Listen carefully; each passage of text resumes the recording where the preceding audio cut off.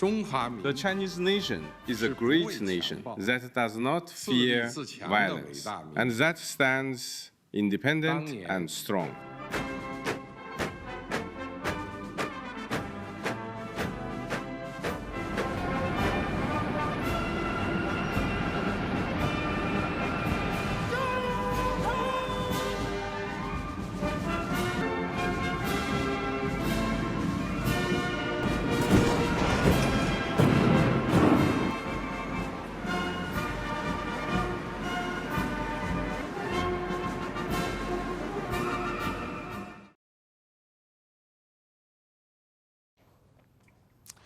China continues to dominate headlines this week, first with the SCO summit in Tianjin, where it tried to position itself as a stable and reliable partner.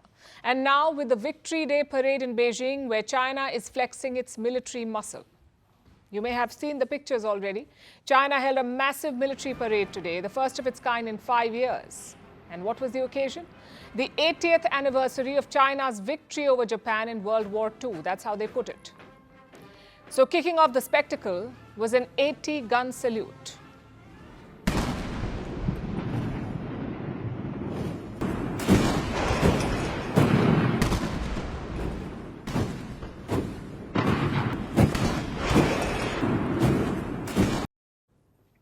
This was China's largest ever military parade, the largest in their history. It was attended by 50,000 people, not to mention a long list of foreign dignitaries.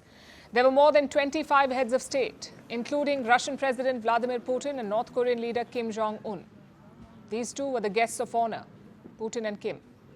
They flanked Chinese President Xi Jinping at the parade.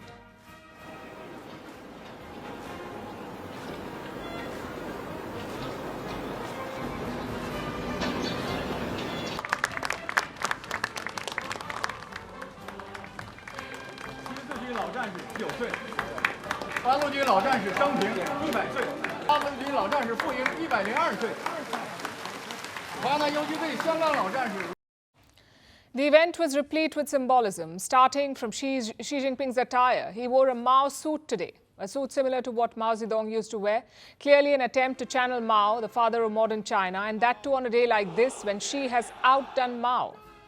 Xi Jinping has held more military parades than Mao Zedong. Even in the Mao era, China had a massive military. In terms of troop numbers, they were quite big. But their weapons were primitive. Today, Xi Jinping showcased a different PLA.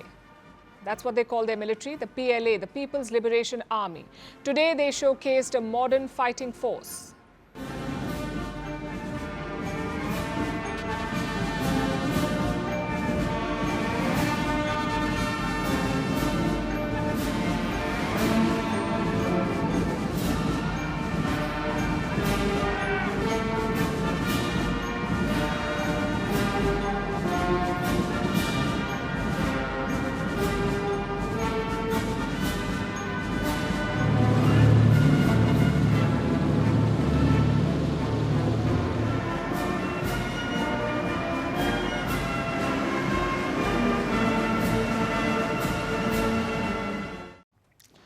Although this force is still not battle-tested, but the scale was staggering. 10,000 troops marched in Tiananmen Square.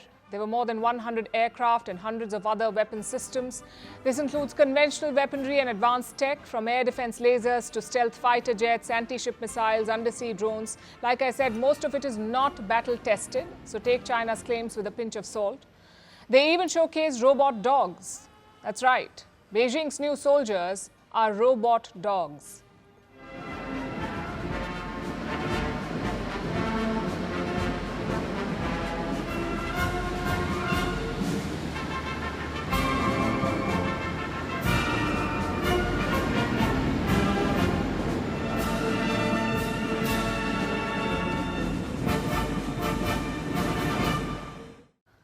So China flexed serious military muscle today, but what was their real objective? What were they trying to do? They were trying to send a message to rivals and partners alike. For Xi Jinping, this was a chance to show progress, to highlight the rapid modernization of China's armed forces. The PLA now claims to have hypersonic missiles, unmanned aerial systems, counter-drone weapons, and cyber and electronic warfare tools. And they say all of it has been built at home. All of it is made in China. The idea is to signal that the PLA can wage war across all domains: land, sea, air, cyber and space. The Chinese nation is a great nation that does not fear violence, and that stand independent and strong. In the past, when confronted with a life-or-death struggle between justice and evil, light and darkness, progress and reaction, the Chinese people stood united, rose up in resistance, and fought for the survival of the country, the rejuvenation of the nation, and the cause of human justice. Today, humanity once again faces a choice between peace and war, dialogue and confrontation, mutual benefit and zero-sum competition. The Chinese people firmly stand on the right side of history.